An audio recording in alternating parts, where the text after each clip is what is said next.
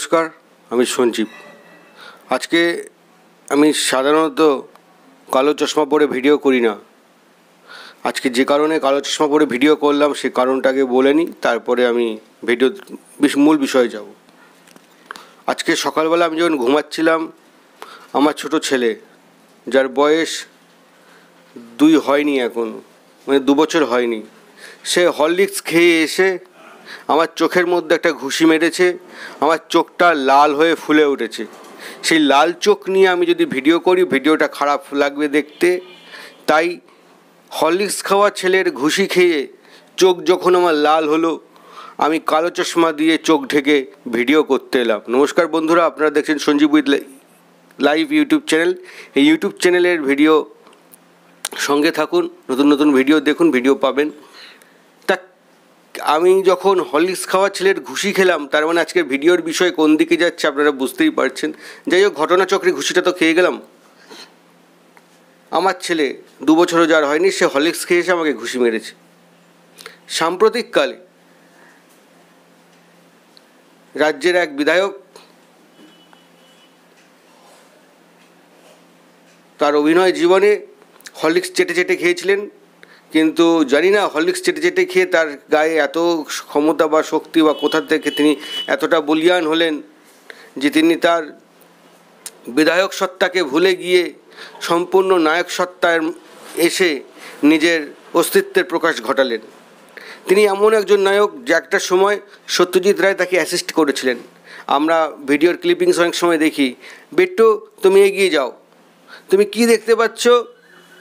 দুটো গিরগিটি। বেট্টু তুমি কি দেখতে পাচ্ছ? দুটো গিরগিটি।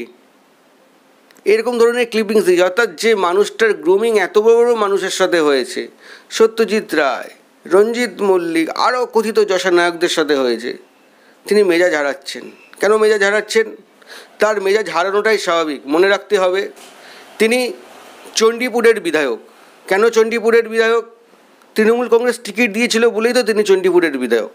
ঘটনাচক্রে পূর্ব মেদিনীপুরের যে 2টি লোকসভা আসন রয়েছে, 2টি লোকসভা আসনেই তৃণমূল পরাজিত হয়েছে।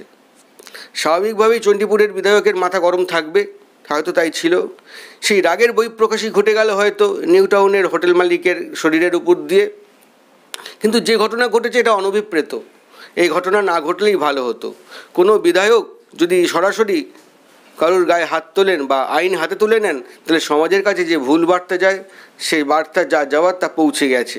কিন্তু তিনি পরে ক্ষমা চেয়েছেন, যা ক্ষমা চেয়েছেন যে আমি লজ্জিত, ভুল হয়েছে। ভাই ভাই বলেই বলছি এই অর্থে, কারণ তুমি যা ঘটনা ঘটিয়েছ, বিধায়ক হিসেবে তোমার যা সম্মান পাওয়া উচিত, আমার মনে হয় না পাওয়া উচিত। অবিলম্বে হয়তো দল তোমার বিরুদ্ধে কোনো ব্যবস্থা নেবে, আশা রাখি।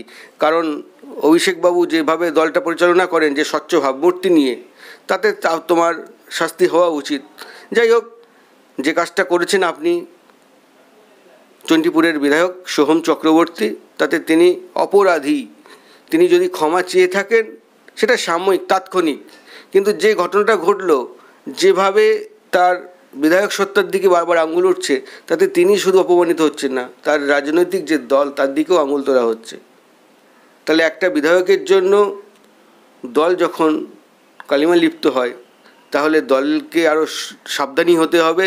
দলের বিধায়কের যে ধরনের আচরণবিধি কী হওয়া উচিত, তুমি তো জনপ্রতিনিধি, তাই জনপ্রতিনিধির কী করণীয় সেটা আরও শেখাতে হবে, তাকে বোঝাতে হবে।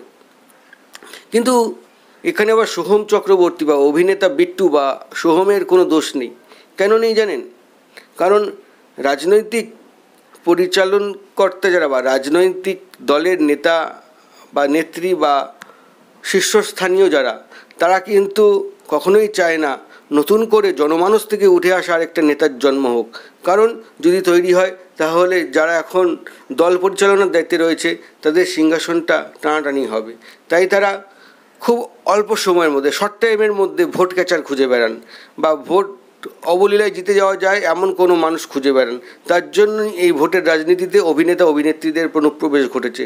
সে শাসক, বিরোধী বা শাসক হওয়ার চেষ্টাকারী কোনো দল, মানে যে কোনো রাজনৈতিক দলই এই পথ অনুসরণ করে। আর এই পথ অনুসরণ করে বলেই অভিনেতা অভিনেত্রীরা সুযোগ পান। আমরা দেখেছি অতীতে মিমি চক্রবর্তী, নুসরত জাহান সুযোগ পেয়েছিলেন, কিন্তু এখন তারা সম্পূর্ণ মুছে গেছেন। নেই, তাদেরকে এবার টিকিটও দেওয়া হয়নি। ঠিক একইভাবে সোহম চক্রবর্তী দীর্ঘদিন ধরে শাসক দলের সাথে রয়েছেন, তাকে টিকিট দেওয়া হয়েছে, তিনি বারবার জিতে প্রমাণ করেছেন তার সাংগঠনিক দক্ষতা। কিন্তু লোকসভা নির্বাচনে তার কেন্দ্রে যে ভরাডুবি হয়েছে, সেই ভরাডুবির হয়তো রাগের বহিঃপ্রকাশ ঘটেছে নিউ টাউনে, এটা বুঝতে হবে। তাই তিনি হয়তো হাত চালিয়েছেন, তা হাত চালিয়েছেন বা কী হয়েছে সেটা তদন্ত সাপেক্ষ। কিন্তু একজন অভিনেতা হিসেবে বা দলপ্রতিনিধি হিসেবে জনসমক্ষে দাঁড়িয়ে এই ধরনের গর্জন বা হুঙ্কার সাধারণ মানুষ কখনো ভালো চোখে নেয় না। সোহমবাবু, মাথা ঠান্ডা রাখুন। গরম, তীব্র গরম, আপনার দল রাজ্যে ভালো ফল করেছে, সেই যে ভালো ফলের যা তরঙ্গ, সেই তরঙ্গ যাতে সাধারণ মানুষের মধ্যে অতিবাহিত হয়, সাধারণ মানুষ যাতে আপনার দলের প্রতি আরও আস্থাভাজন হতে পারে, তার জন্য আপনাকে সবসময় সচেষ্ট হতে হবে। আপনার নির্বাচনী ক্ষেত্র বা লোকসভা কেন্দ্রে আপনার দল পরাজিত হয়েছে, এ বিষয়ে কোনো সন্দেহ নেই। কিন্তু আপনি এত উত্তেজিত হয়ে গেলে কী করে হবে? আপনি তো বড় বড় মানুষের সাথে কাজ করেছেন, তাই না? আপনারা দেখছেন Sanjeev with live YouTube channel. তা হরলিক্স খেয়ে আমার ছেলে যে ঘটনা ঘটিয়েছে, কাকতালীয়ভাবে এই সোহম চক্রবর্তীর সাথেও একটা হরলিক্সের সম্পর্ক আছে। তাই আজকের ভিডিওটা কেমন লাগলো আপনারা জানান। দেখা হবে নতুন ভিডিওতে। কমেন্ট করুন, লাইক করুন, সাবস্ক্রাইব করুন।